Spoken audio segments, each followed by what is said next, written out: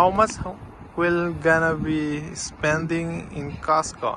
$40! Really? Let's go. Let's find out. Ayan, magpapamember si Ate Sheila for the first time. These are the seafoods. Lobster. Ang lalaki guys, oh.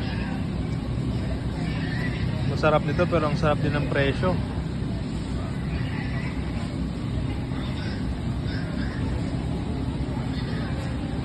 Ayan, may nag-enjoy na mamili. Oh.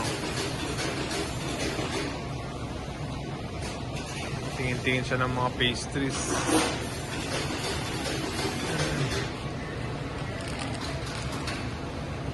Baka sobrang laki ng bill namin mamaya. Hindi $40.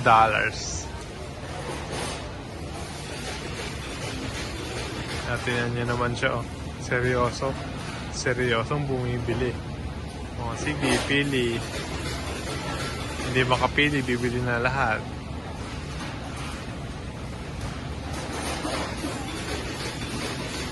Free taste. Anong na-free taste mo? Pig in a blanket. Ano yan? Ano yan? Pig in a blanket. Wow! Ito yung pinunta natin. Labi is enjoying doing groceries. Mukhang mapupunan niya to. Mukhang mapupunan niya. Ayan. Ayan na yung mga nabili niya guys. Mag-wait pa tayo ng madami. Ayan. Ayan. Sige, kuha. Magugulat na lang to. Hindi na lang 40 yung ano. Baka maging 40,000.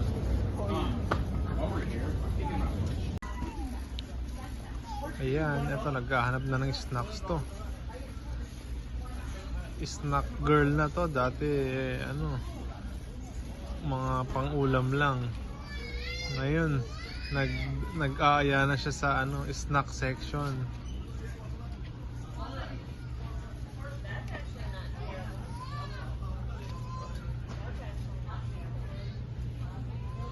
Ang ganda naman ng jacket ni Ate Sheila.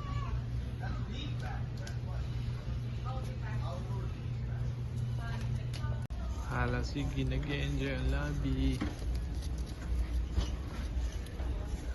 Paikot-ikot, hindi siya mapakali.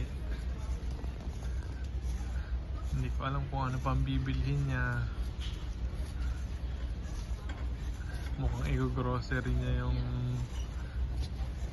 Mukhang i-grocery niya rin yung isang araw pa. Yeah, he just wanted us to follow the grade. Labi, i-grocery mo ba yung isang araw na sahod ko? Yeah, mag-ano ka na lang, pick up ng duty. Nako. Masaya si baby girl.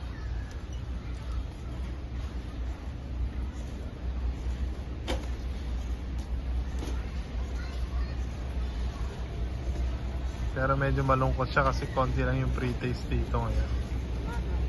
Ayan, gusto daw ni Ate Sheila yung tonkotsu. Mukhang totoo nga na isang araw na sahod ko ang i-grocery nito ah. Up ka na lang. Or ito.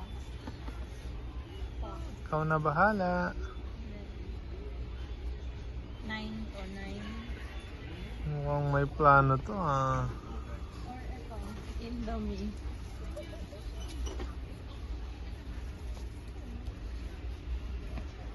What do you think? What do you think kasi ikaw magbabayad? Ikaw na bahala. Pero parang masarap yung tonkatsu mo. Mukha nga. I like it. Hindi na nagpigilan.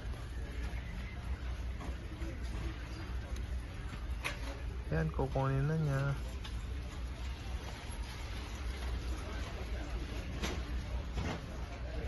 Sige, kuha. Sige. Yung dapat bibilhin na rice, hindi pa rin Sige, nabibili. sabi rice lang bibilin. Sige, ayan, puno na yung card. Ayan, ayan, ayan.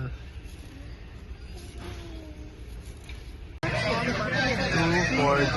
Ay, hindi. Magkukulang to kasi may gas tayo. Ito